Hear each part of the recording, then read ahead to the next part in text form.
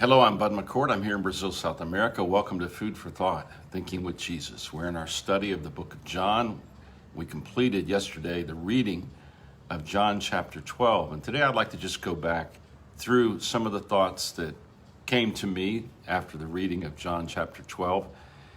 They all have deep and beautiful implications when it comes to discipleship. Just want to walk back through these. Next week we'll be in chapter 13, moving forward in our reading. First thing that I noticed in John chapter 12 is there's a beautiful thing that Jesus says in the beginning. Let me read the passage. Then 6 days before the Passover, Jesus came to Bethany where Lazarus, who had been dead, whom he had raised from the dead.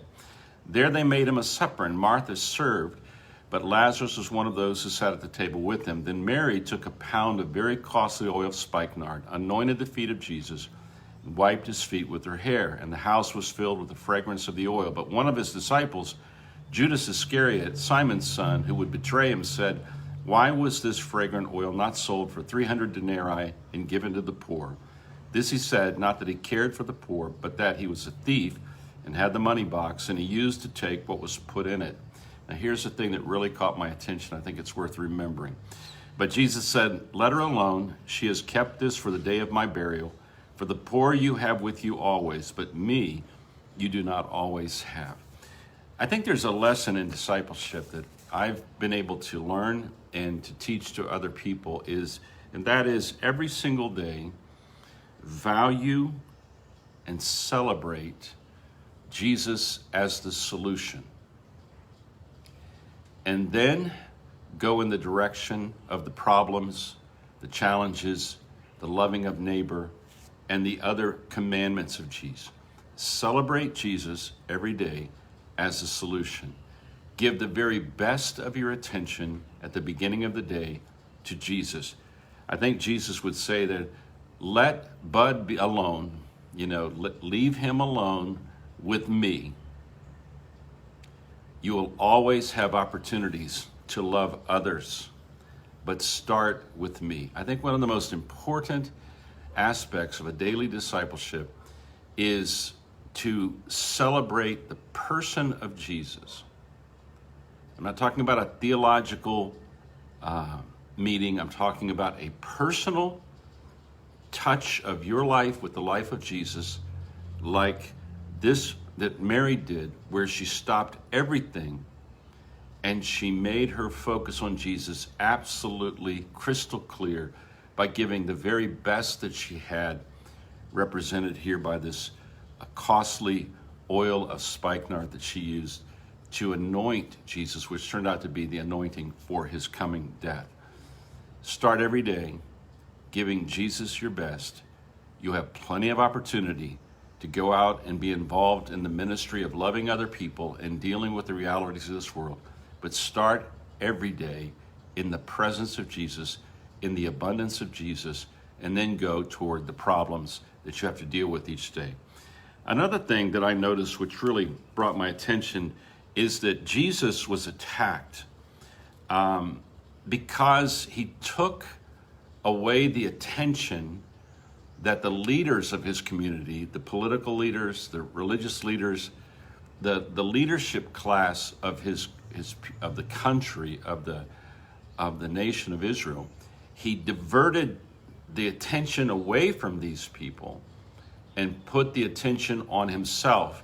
And there's something about this that I think, as a missionary, for instance, living here in Brazil and working in other countries, I'll be headed to Portugal in just a little over 10 days to spend 2 weeks.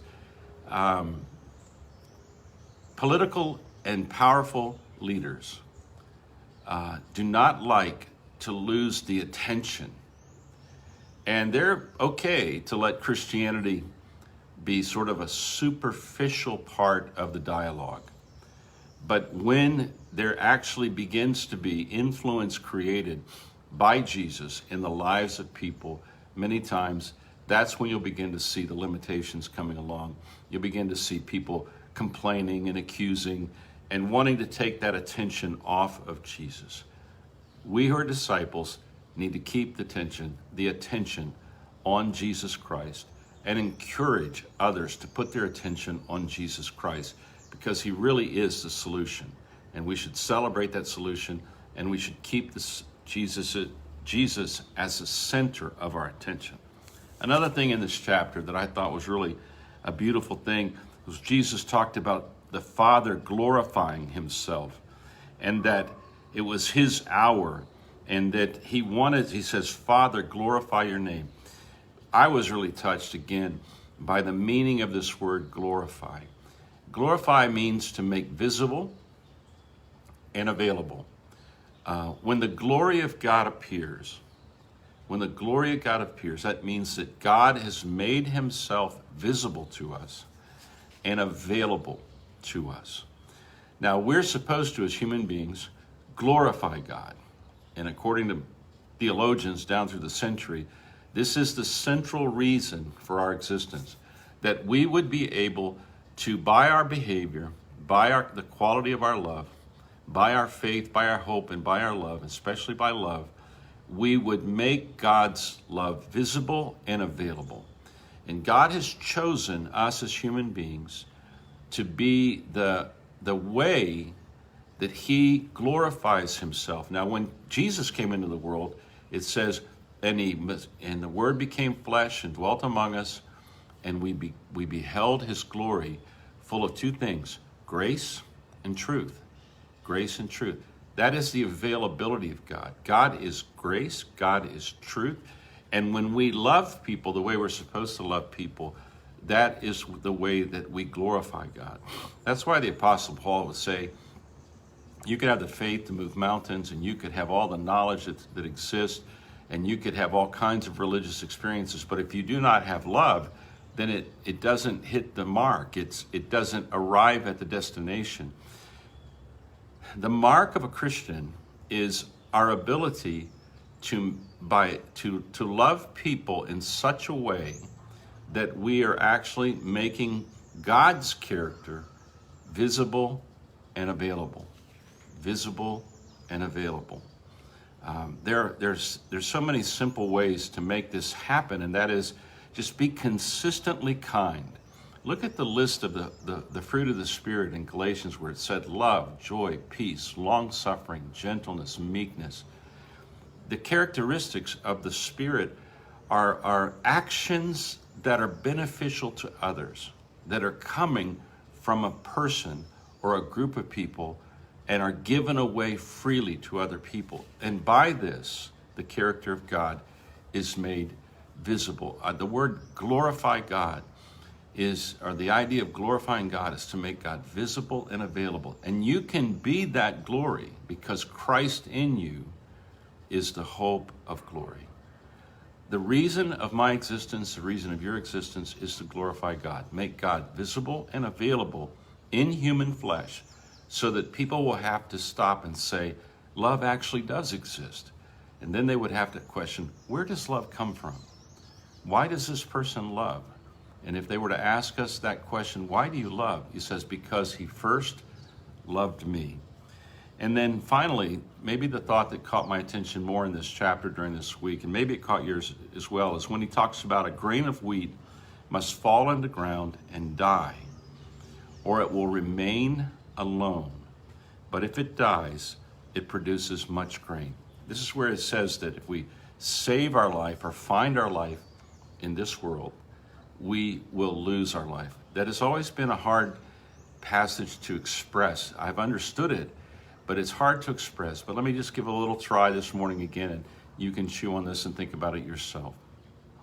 Imagine your life as a grain, a seed, and you can keep everything that's in that seed for yourself, and you can live your entire life for yourself, and you can hide yourself away and survive life, but never give life.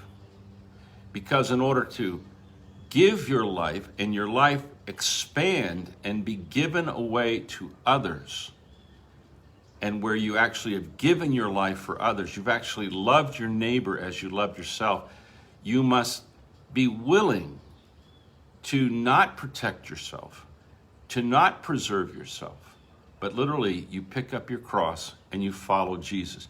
You die to yourself and you live to God.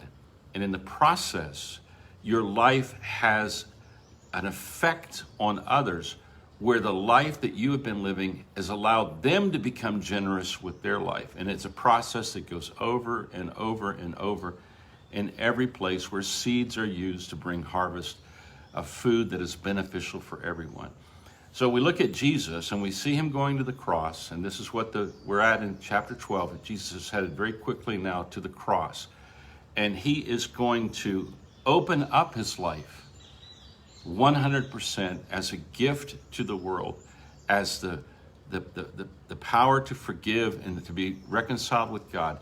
And he falls into the ground, so to speak. He is buried, and then out of the grave he comes, and his life multiplies and multiplies and multiplies and multiplies. And you and I are a part of that multiplication. Now he asks us to not just simply survive life or preserve life for ourselves, but to give life away. And it may even mean the giving of our lives in a very hostile environment, so people can have a taste of the fact that there's something worth dying for, and there's something worth living for. And so this process of us letting God have our lives, because he is the Lord and the origin of our lives, so that this life, this abundant life, can spread out in the world and disciples will be made. And it's a beautiful, beautiful picture. And so Jesus explains this to us. If you find your life in this world, in other words, if you keep your life for yourself, then you're going to be alone. And I really think that when we read the stories in the Bible about what makes hell, it is this: you will be alone. You will be alone. This is a universe in which you can only be with God if you come to God through Christ.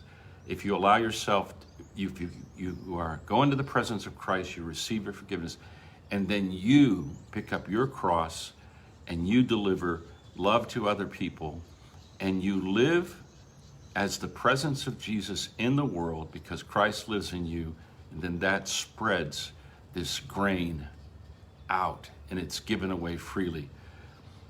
And then God always knows that we are a part of this process, and we're one of his, and we have everlasting life. There's so much in John chapter 12, so much to meditate on it. I'd recommend you read the chapter again, and if you want to get ahead a little bit, you can start reading chapter 13. But I've really enjoyed this week. There's a busy week here in Brazil.